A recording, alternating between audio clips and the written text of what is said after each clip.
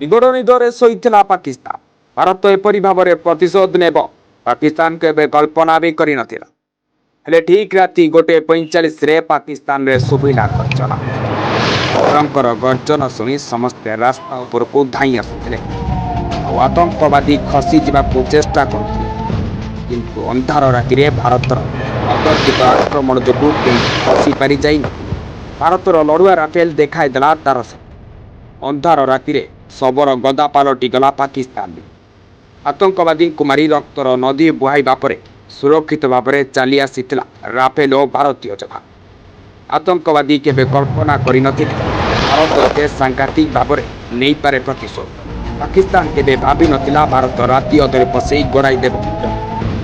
ଆକ୍ରମଣ ପରେ ଭାରତୀୟ ସେନା ତାର ବିବୃତିରେ କହିଛି ଯେ ଏହି ଆକ୍ରମଣ ଭାରତ ମାଟିରୁ କରାଯାଇନଥିଲା ଏବଂ ଏଥିରେ ପାକିସ୍ତାନରୁ କାର୍ଯ୍ୟ କରୁଥିବା ଆତଙ୍କବାଦୀ ଶିବିରଗୁଡ଼ିକୁ ଟାର୍ଗେଟ୍ କରାଯାଇଥିଲା। ଭାରତ ଏହି ଅପରେସନର ଆତ୍ମଘାତୀ କିମ୍ବା କାମିକେଜ୍ ଡ୍ରୋନ୍ ବ୍ୟବହାର କରିଛି, ଯାହା ଗୁପ୍ତ ଭାବରେ ସେମାନଙ୍କର ଲକ୍ଷ୍ୟକୁ ଧ୍ୱଂସ କରିପାରିବ।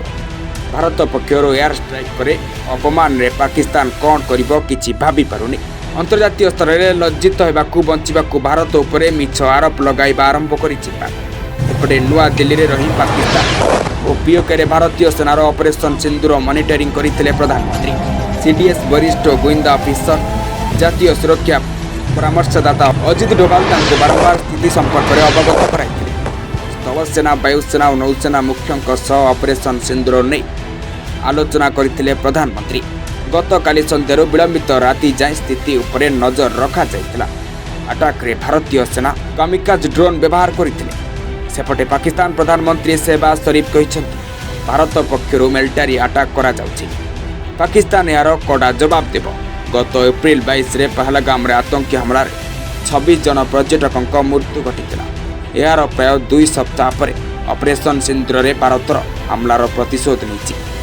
ରିପୋର୍ଟ ନିରପେକ୍ଷ।